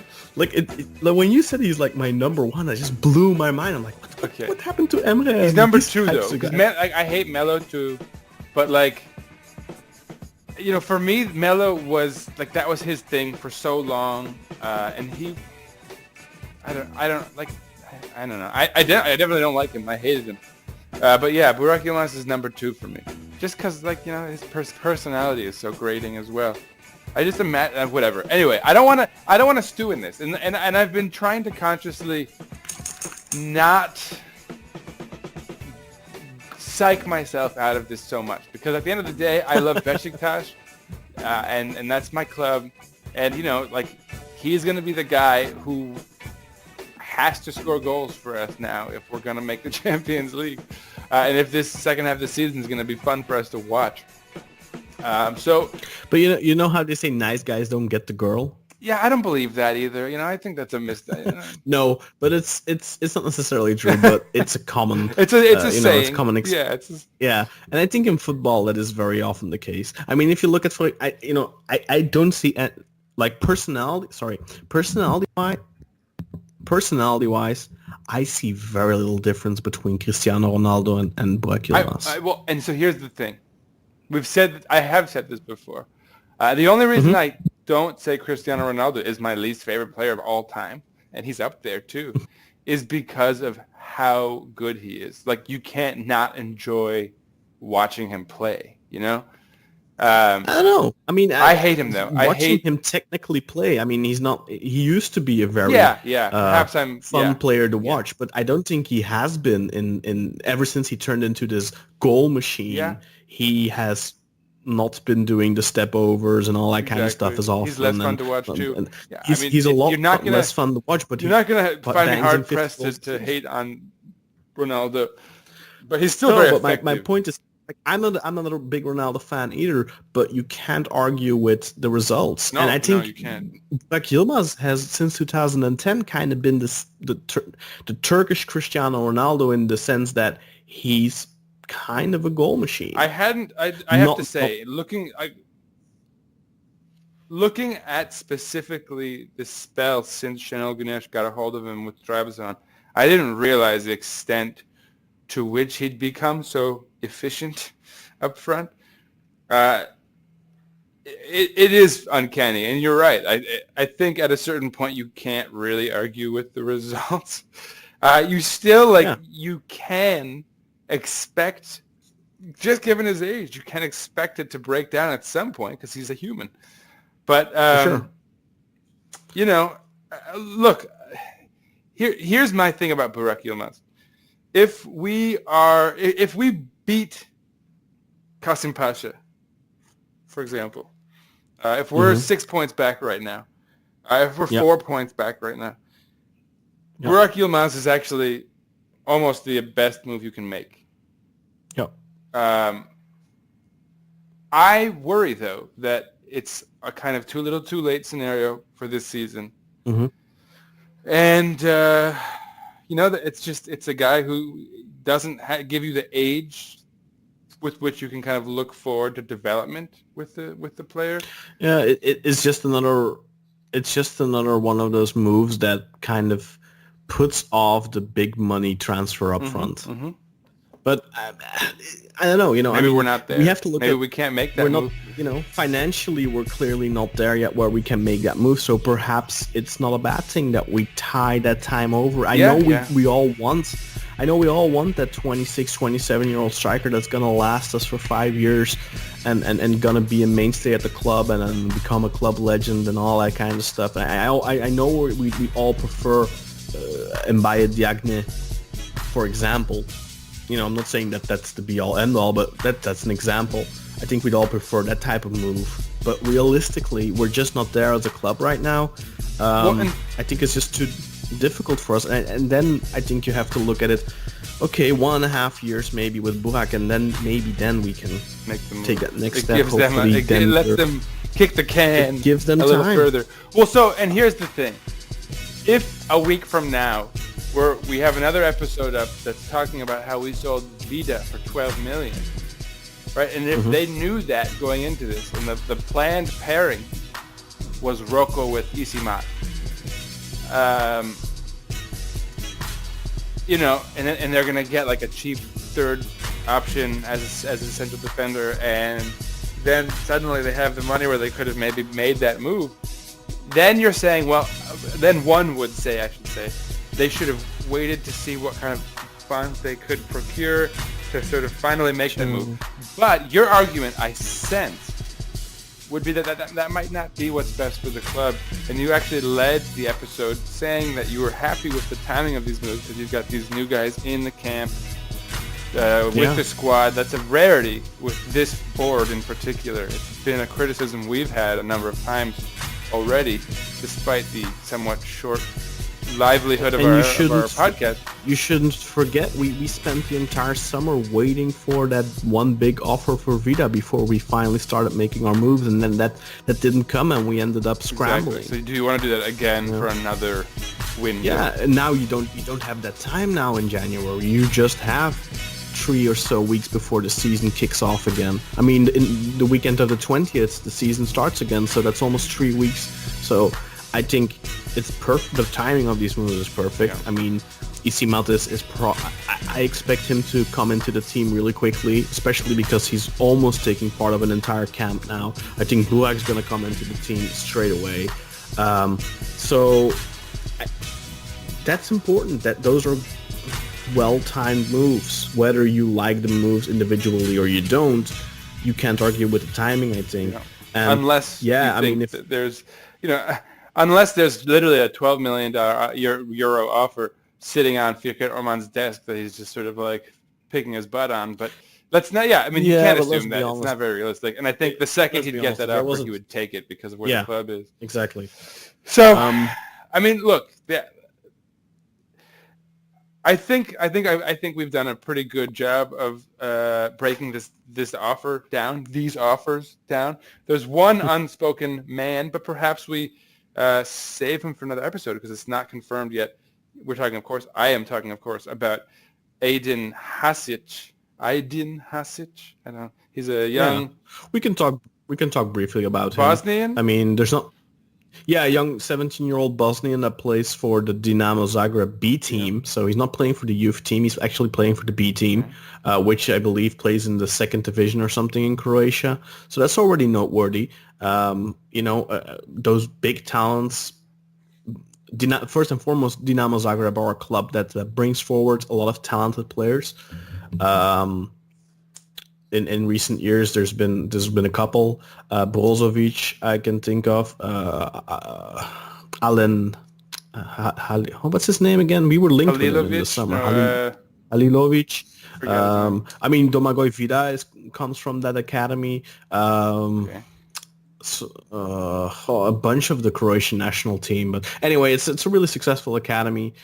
He's supposed to be a really big talent. I'm hearing from Bosnians that he's supposedly the biggest talent they've ever had. Whoa. So this could be like the move we didn't make for that Canadian fella who went to Bayern. Remember that we were linked? Yeah. Brampton kid. Yeah. What's his name? It's slipping my mind now. I have to get this. Davies. Well, yeah, exactly. Yeah. Or even Ibrahimovic back in 2000. Don't do that. Come on, that's torture. No, true story. I know. True story. I mean, don't do it. Like, don't put us through that kind of regret right now, because that's like a big one. That's often. I think people don't want to talk about it because it's heavy. It was down to getting Pascal Nouma or Zlatan Ibrahimovic or something, and they opted to get Nouma, and then like a year later, Ibrahimovic signed with Ajax, and the rest is history. What if what if we got Burak instead of someone whatever? I don't want to do that either. But okay. But so what do we have to say about Hasic? What's his position? Is he a... He's a winger. He plays on the right wing predominantly, I think, but he can also play on the left, and he can play as a 10. That's sort of nice. But he's also a youth international for Bosnia, of course. The thing with him is right now that he's kind of got this little contract. He's got a contract dispute or something with Dinamo Zagreb, where he's trying to get out of the contract, I believe, and that's still being looked at. And as soon as that is resolved, he is expected to sign with Beşiktaş, but there's nothing official there yet. So let's I'll try and find a Bosnian expert to talk about him a little bit if we end up signing him. But for sure, I mean, if we end up signing him, he'd be a move for the future. Yeah. Only 17 years old. The positive thing about that is 17, 18 years old. Becomes your youth if you play... He will count as a homegrown player in a couple of years if we end up signing him. So that would be perfect if he ends up being a big deal. And if he's like the brightest talent from a club that has developed many bright talents, that's you know, he might be one of those kids who's closer to the pitch at 17. Let's not forget, right? Messi started up right around there too, right? I think he was 18 when he got his first call up for Barca. Something like that. You know, I'm not saying he's the Bosnian Messi, but I bet Batuhan someone Karadzic, has. I bet Fanatic has. 16 scored his first goal for Beşiktaş. Say what? Batuhan Karadzic scored his first goal. I don't want to. I don't want to bring up bad case stories. You know. Well, I mean, these types of moves, they're all, you know, if they pan out, great. If they don't. Right now, though, Kaan, like right for where we are as a club. You can never be down on a risk-reward move, you know? Like those types of moves are always low risk, high reward. I mean, look at Güven Yalçın. It didn't cost us much. He's only relatively right now, if we sold them, we would make money, right? Make a profit. So that's good. And all profit. It would all be profit. So let's dig into some other stuff, like some really on-the-nose rumors, stuff that's likely to happen. We already alluded to him earlier. Tolgay Aslan was not taken to the training camp in Antalya, and he's been heavily rumored with a move to our rivals Fenerbahce over the past couple of weeks, but this has been brewing for a while. I can confirm that. He's been. I mean, his leaving has been brewing for a while. Certainly, maybe not to Fener. That's a surprise. But the Fener thing has been brewing for a long time, longer than his dropping from the team. And the thing is, right now, Fenerbahce want him, but they're kind of lowballing us. The last offer they put in was 1,750,000 plus Şener Özbayraklı. Now, I don't want that guy. At first glance, you might think, oh, you know what, you're getting a backup right back. For Gökhan Gönül, and you're getting money, so that's not bad. I'd rather talk about the other right back that we're linked with, because that's one that would actually, for me, seal this transfer window as a coup. We'll definitely talk about that in a bit, but let's talk about Tolgay for a bit. Yeah, no, I just mean to say Şener is someone who I have so little interest in bringing into the squad. Okay. Well, I have to be honest, I always liked Şener. I do too. If we can go back in time to like 2 years ago, I think that's a great guy to bring in. Like if we bring him in when Fener brings him in, great. You know? Yeah, we wanted him. I mean, he had a really low buyout clause. He had a 5 million lira buyout clause in his contract, and Fener triggered that. And we were also in talks with him, but they gave him more money, and we didn't want to give him that money. They ended up signing him to a 3-year deal, I think, worth $1.5 million a year. At that time, I personally really saw him as the successor to Gökhan Gönül. Me too. And I think initially he did well for Fener, but he got really low on confidence and morale, and I think that's the case with many of their players, and he's been really poor. But I think that he could be rehabilitated. I think that's getting reunited with Şenol Güneş. I think he could definitely be rehabilitated. I've always seen him as a decent player, a good player even. I know a lot of people would probably disagree with me on that right now. But in his prime period at Bursa, even his first season at Fener, I thought he was great. And it's, I mean, And for the national even- side, I mean- for the national team, he had a few performances where I thought, okay, this might actually. At first, I was very skeptical. So it was like, oh, come on, man. The national side always favors these sort of like aging Fener players over like actual promising talent. And then I saw him and I thought, okay, maybe this isn't necessarily a case of that. You know, he looked okay. yeah. But I completely understand that people are like, what is this? I mean, Not now, yeah. you know, he's and the important thing as well that you need to know is that Schenner is on in the last 6 months of his contract. I'd be way more Whether interested in getting an Ozan Tufan if we're gonna get one of those sort of discarded. Yeah, but he's scrubs. gone already. He already joined Alanya Sport Oh, really? That's. on loan. Yeah. I guess in a so- vacuum, I would have, because at least he has he has age as a factor that he could turn into something. For sure.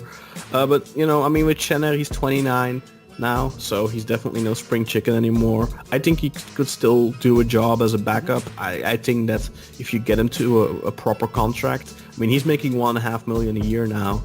I think if you sign him to a contract under $1 million, that's perfectly acceptable. Don't know if he would be up for that, but realistically, I don't think he's going to get a big contract anywhere else, given how he's seen right now. You're buying low I mean, if you're getting him now for sure. I mean, he's in the last 6 months of his contract, so he's either gonna sign with a Trabzonspor or something like that, or he's gonna sign with an Anatolian club, or maybe Galatasaray pick him up. It'd be a good move But for both he's not him gonna and, get and Trabzon, I think. Now that you mentioned that. yeah, but he's not gonna get a big contract anymore. That's my point. I mean, so he's in a position where he can't really sit there and say, "Oh, I want 1.8 million a year." I mean, he's not gonna get that.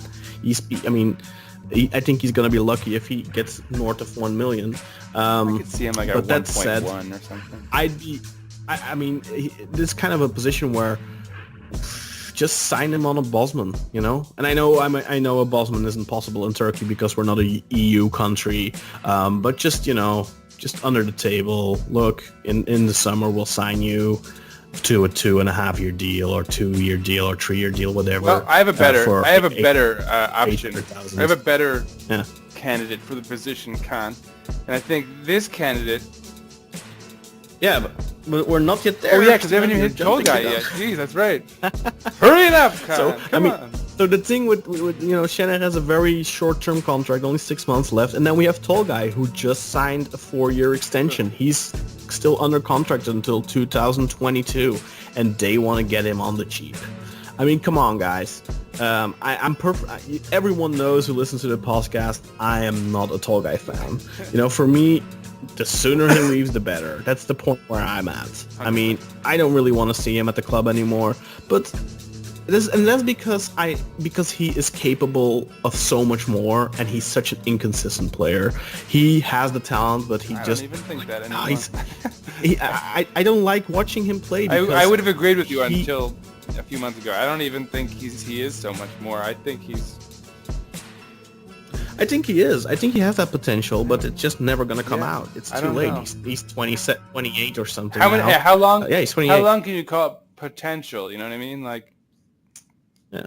So I would not be opposed to letting him go. I would not be opposed to selling him to a rival at all, because I don't think he's ever going to lift them to a truly higher level. He might have a couple of really good games, probably against us. I was going to say he'd score one of those. He'd have a Liverpool goal against us. But he's not really gonna move the needle in the long term for them. So I definitely wouldn't be opposed to letting him go, but I wouldn't let him go on the cheap. Now he's on a big contract. I think he makes like 2.2 million a year now under his new deal.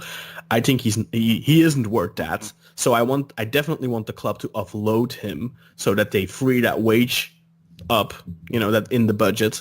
Because we've been struggling with that, so I definitely want him to get sold off. But 2 million is not enough. I think the bare minimum for him would be 3.5, plus maybe Schenner.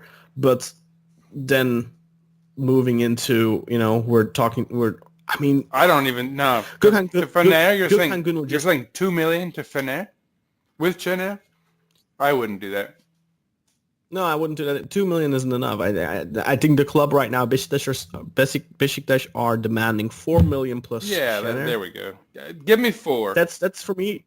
That's acceptable. But then the thing is, Gökhan Gönül just turned 34 years old, and I think we all love Gökhan. But not everyone. They're the I think the people who are always talking about squad age. yeah, but I think that Gökhan, looking past his age, I think everyone I loves hope him so. because of how hard he works and how good he is when he is fit. But the thing is, then you bring in Şener as a backup to Gökhan or alternating with Gökhan, whatever. And then of course there's these rumors of us looking for other right back, much higher profile, which you wanted to get I'm excited to. about this potentially. I don't know what it means. Yeah. So Sampdoria's Bartosz Berezinski is being That's the linked man. with us. Dude, he's 26 Um, and a regular starter for their national side. Yeah, 26, 27, and he's a regular starter for Sampdoria, and he's a regular for the Polish national team, I think. Was a regular for Legia when they were in the Champions League. That's how he earned his move. And definitely, if we do end up getting him, we'll have our good friend Filip Ślesiński on. To talk about him, because Filip he's not just a Polish journalist, he's also a Legia fan and he's also a Beşiktaş fan. Now I already spoke to him about this when this first popped up over a week ago, and he basically told me there's no way, because he's at the point where he's probably being looked at by higher profile Serie A teams and where he'd probably cost double figures. So I don't know what I mean, if we end up signing him, how I wouldn't know. 3-year loan with how the that deal. I don't know. I mean, but he was not included in the squads, I Last believe, 4 games. and there's Fikret Orman and Umut Gunnar have reportedly flown to Italy, and that comes straight from Murat Özen from Haber 1903, who have been on the money with all transfers in the last year or so. So they're like the most credible source there is when it comes to Beşiktaş Did you transfer just to news. fact check you? You were like 26, 27? No, he's a solid 26. He's not going to turn 27 until next July. So he's again, anyway, that core age where you have Ljajic, perfect. Karius, now maybe that's the Isimat, type if he of can player, settle. next 3-4 years. But then, I mean, there's that question of, is he even realistic for us? And according to Filip, no. That's problematic. But if by some wonder we end up signing this guy, we definitely will have on Filip. But then there's this other rumor from Italy that AS Roma are interested in Ozan Özyakup, and this is a recurring rumor as well. For a while, they've been interested in him ever since Munchi they've took had it over out for as their Turks for a sporting little bit, right? They had Salih Uçan from Fener for a little while. Yeah, and then they have Cengiz now. But ever since Monchi moved from Sevilla to Roma as their sporting director, because he wanted him at Sevilla when we won the title the first time under Güneş, but then he ended up going to Roma and he wanted to bring him to Roma. It never really happened. But then there's this rumor now, I think it was Il Romanista or something that reported it a couple days ago, that there's a 10 million offer on the table for Ozan. And Murat Özen said that there's no such offer right now. And I think his wording was no such offer in the sense of not for that money. But I don't think he said, but I think, I don't remember exactly what he wrote, but I think it kind of came down to there is maybe an offer, but not for that much. So there's not that kind of offer. Yeah. Now today, Gazzetta dello Sport, which is the most respected sport newspaper in Italy, wrote that Roma are looking at loaning him with an option to buy.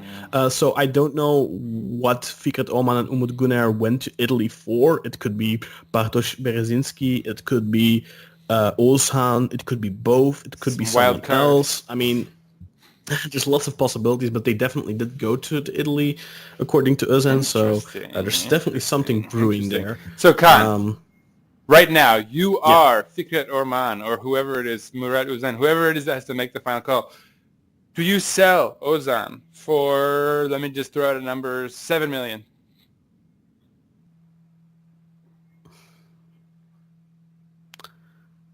Yeah, I think now I would. I thought 7 was a good one too, because I think that's right. It's but then, right there, right? But then I'd insist on like a 25% Yes, cut exactly. in his I was next gonna sale or say, yeah, you something. gotta load that with clauses. Like if he scores, not if he scores. If he has like 10 assists next season, maybe throw in $1 million. Yeah, or it helps them to the Yeah, Champions yeah. League, another $1 million, stuff like Yeah. that, maybe. I think right now, just the thing with Ozan is that he's just been so poor for so long that we can't really demand the big fees anymore. And, I think a lot of that stems from, remember in the summer he let his contract lapse and extended for 5 years? 4 or 5 years. He basically signed an extension, but he allowed his contract to lapse in order so that we wouldn't have to give Arsenal their cut anymore. So he did a really big thing for the club. I think it would be in the best of but then- everyone's interest at this stage, right? Because like that's a squad where Ozan could come in, make an impact, and completely revitalize his career and be right back, not just on the path he was on, but like back on track. Along that path, that's a step in the right direction and a step up. With Beşiktaş right now, things have grown stagnant enough that I think that if you get an offer like 7 million or more, you're benefiting right now quite a bit, right? That could really help the club in a major way. Maybe you take it, right? Yeah. I mean, I think you're at a point where you probably want to have the type of, you want to be able to secure Laic, I think. And the question is whether there's going to be the money for that. So that's a question I posed to our friends earlier today. Like, I basically asked them, look, guys, say we sell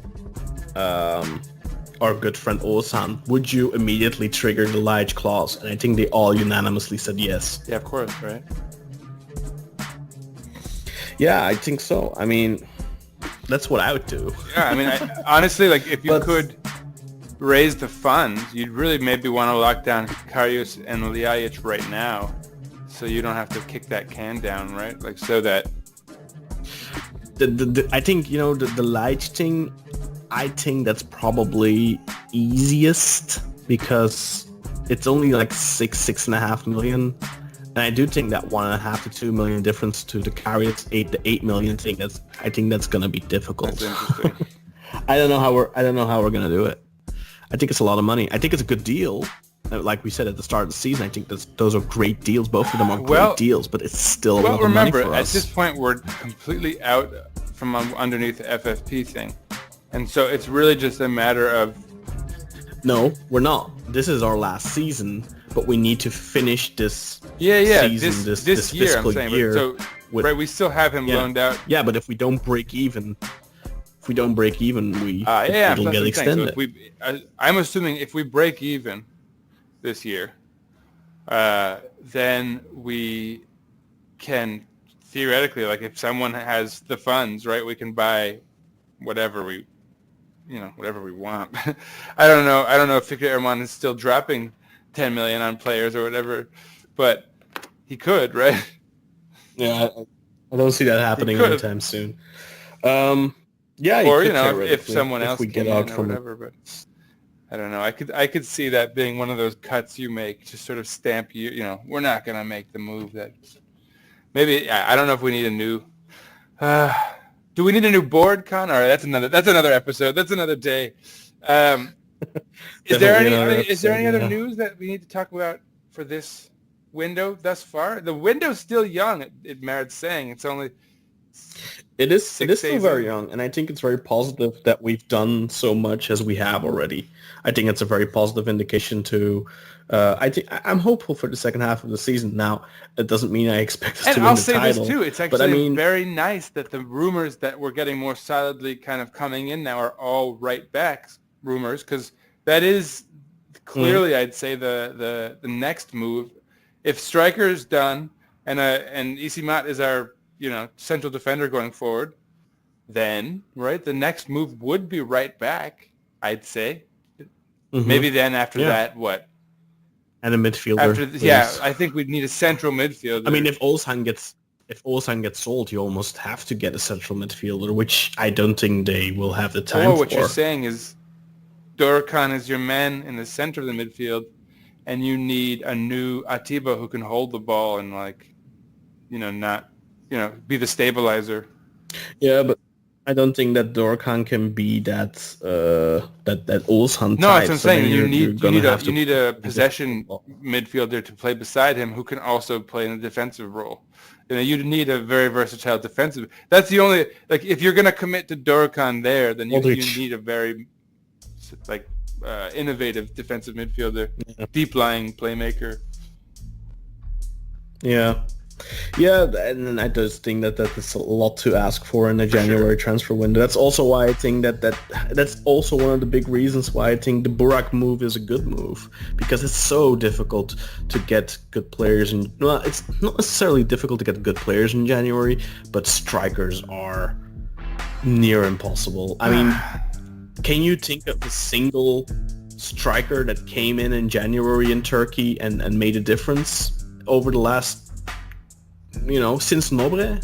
I mean, honestly, the only moves I've ever really considered that impactful in January were the Yusuf Şimşek, Fabian Ernst, which was clearly not a striker. Junti, yeah, that was a while ago. That's true.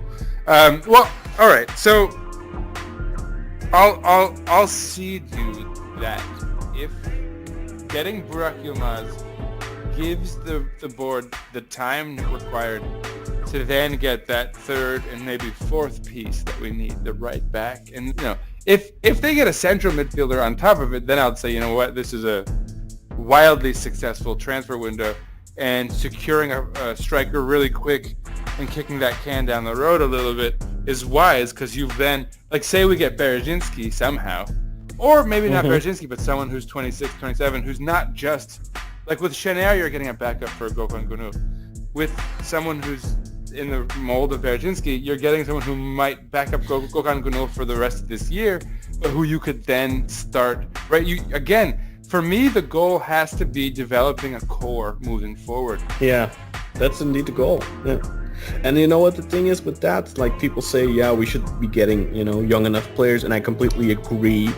But I don't think it's a big deal if there's a couple. I don't think it's a big deal that we sign a 33 near 34-year-old Burak Yilmaz if the rest of the signings you make are going to be those long-term guys. Exactly. The Laic types, the Berezhinski, and look, Karius. Maybe the Isimat, right? Because he's also just turned 27. Yeah. He's very much a 26-year-old insofar as he turned 27 in the middle of this last stretch of matches, in November, late November, I think. So he's also in the frame that we're talking about, and I don't know. I have hope for him. I don't know what it is.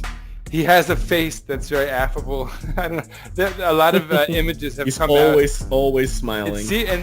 On our social media is quick to capitalize on those kinds of things, and so already they put out a series of images from training camp with him in it.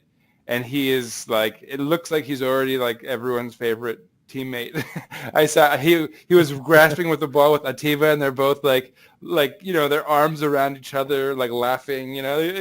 It's amazing how propagandistic one can be in terms of getting good images. Those types of players are always gonna, just slot into the team easily because those kind of guys, they're the life of the party. Everyone likes them. Well, look, man, we've talked about the lifelessness, the soullessness of the club. That's a big part of what you need. Is someone who can bring some levity. For sure. I think that we did. I mean, I don't know if we spoke a lot about it on the podcast, but we definitely did in our group. That there just seems to be an issue with the team spirit as well, and I think that guys like this improve on that a lot. So that's definitely a positive factor, I'd say. Yeah. Well, more of this stuff, guys. Board, keep it going. Let's keep it moving. Yep. Change my mind. Board, change my mind about Burak regarding this window, and Burak, change my mind about you. Pepe did it. I thought he was going to come in and club a Fener player in the head and, immediately kind of perpetuate that I thought there was a big risk factor in bringing in a firebrand like that, but And there's just one more thing I'd like to point out. Like people, when we signed Burak, and the general opinion in the media is like, well, in the media, like just social media, whatever. It's like, well, it's a good move, but he's old and it's short term and it's whatever, expensive. But then you see Başakşehir here sign Robinho, who's 35. And it's all like, oh my god, I can't believe they signed Robinho. That's massive, and blah blah blah blah blah. So the standards are just so different. I mean, their big move is also Serdar Tasci, who's also almost 30 and never quite panned out in Europe. So I don't know. Yeah, I'm not too impressed with Başakşehir here. I will say though that if Galatasaray manages to get Falcao for cheap. Nah, they're not getting Falcao. If they did, though, I would be jealous. That's all I'll say. I just want to say that on the record. For sure. Then I'd be like, damn it, that guy's gonna be just cheap, and But on the other hand, if he's not cheap, I mean, even if they sign him on a cheap transfer fee, he's the type of player that's gonna put them back for $5 million a year. Yeah, possibly. Yeah, that's the downside. Did you imagine? That's why I said for cheap. That's a big if as well. But anyway, Kaan, take us out. We've been on air for nearly 2 hours, so this is gonna be. It's a long episode, but it's a new year. There was lots to talk about. We didn't even cover everything yet. There's just so many rumors still out there, but we want to, of course, cover the most prudent things first. Yeah. And weigh in. So.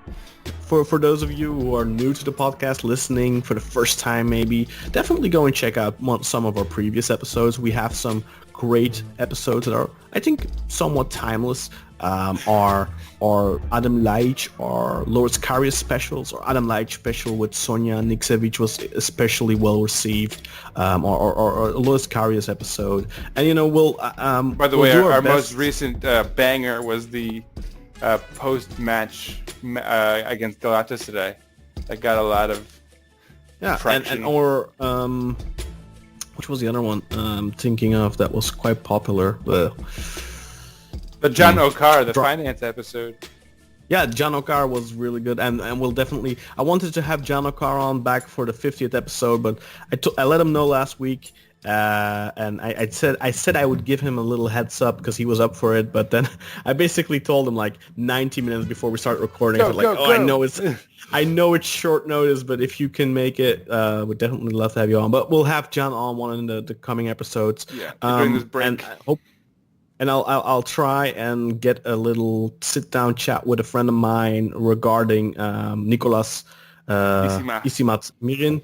And then anything new we signed this window that we of course like a Burak Yilmaz, we all know what we're getting with him. I don't think we need to have an expert to come on and tell us, because I mean I think we can say we've seen him play for all those years. We know what we're getting with him. And I feel like we actually gave a good not too angry but like nuanced debate about like what he brings and what he doesn't. And, I think people probably have a good sense. If no matter what your side is on it, hopefully you see the positives and the negatives, right? And we're all realistic about it. Yeah, I think people have to be realistic about it. I think that's the most important part. You can not like him, that's fine. But at the end of the day, once he puts on that shirt, I think you have to support him. Move on. If you if the fans in the stadium, if they turn their backs on him, then what message is that sending to the other players? What message is that sending to the rest of the season? I mean, you have to support the team. We have to get something out of the season, and the bare minimum is the second place, right? Mm-hmm. That's what we have to get to hopefully qualify for the Champions League next season. We have to get a European ticket. Come on. We're in 7th position right now. We have to get into Europe next year. Yeah. Otherwise, it's going to be another financial blow for us. We're 3 points behind second place now? Yeah, like we said, if Burak manages to stay healthy, and the advantage that we have is we're out of Europe, we're not in the Turkish Cup, so we only have those 17 games. So maybe, just maybe, Burak can squeeze out 17 more games this season. And if he does, and gets us, at least 10 goals or more, which I think he can if he plays. I think if he plays 17 games and he doesn't get 10 goals, I'd be disappointed. Yeah. I definitely think that he's going to get us points. And this one of those things, That's got to be the marker, I think, by the way. And how we I think evaluate that move for this season is the 10 I think goals. it's playing captain hindsight, but had we gotten Burak in the summer, I'm pretty sure we'd be much closer to Beşiktaş right now.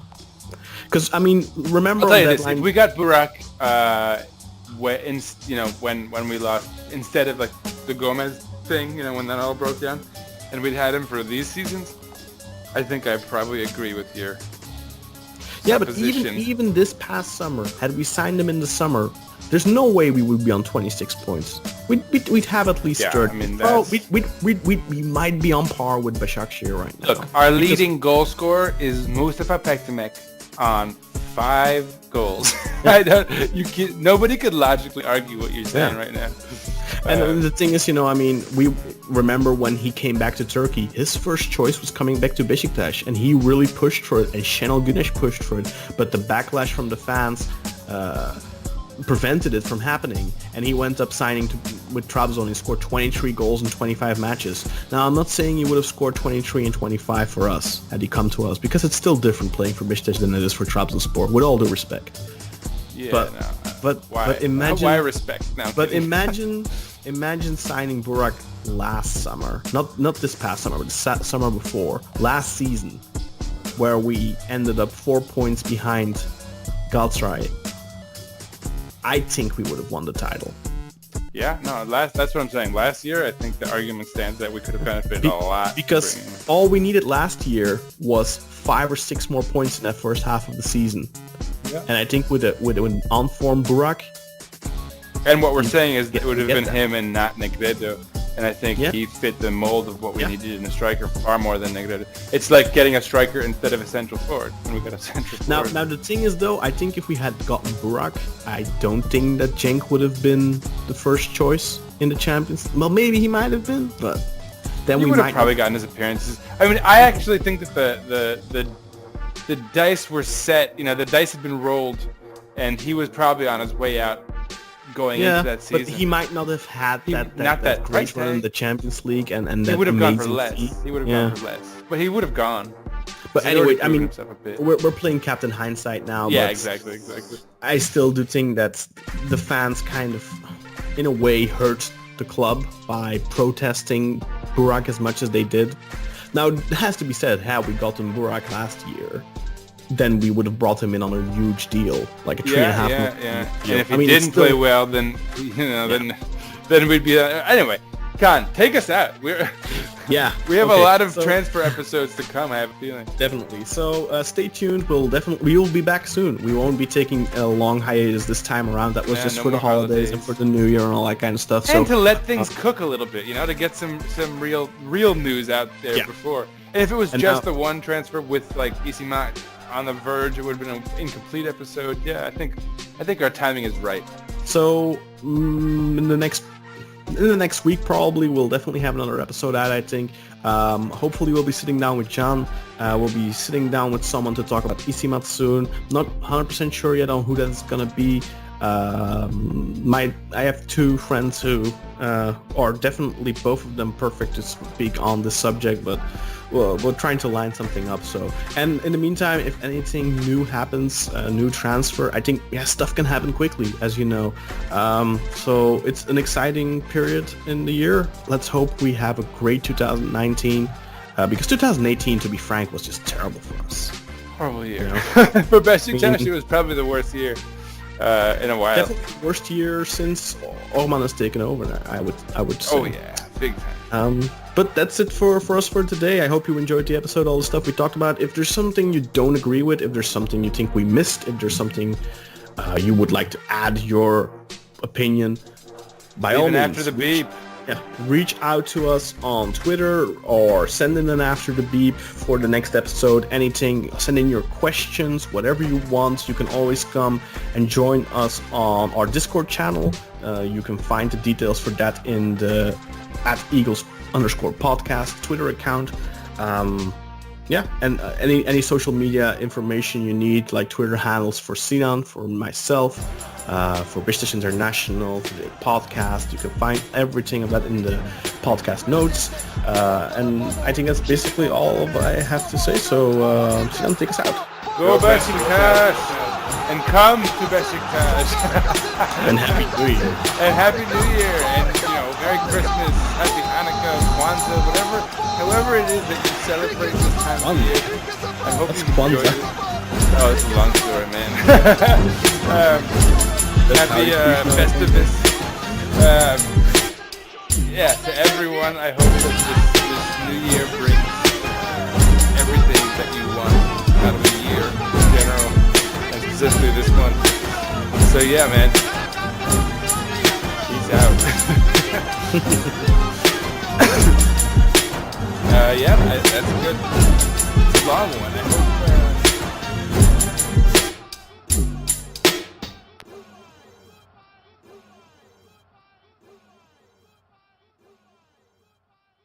Beşiktaş International hopes you enjoyed this program.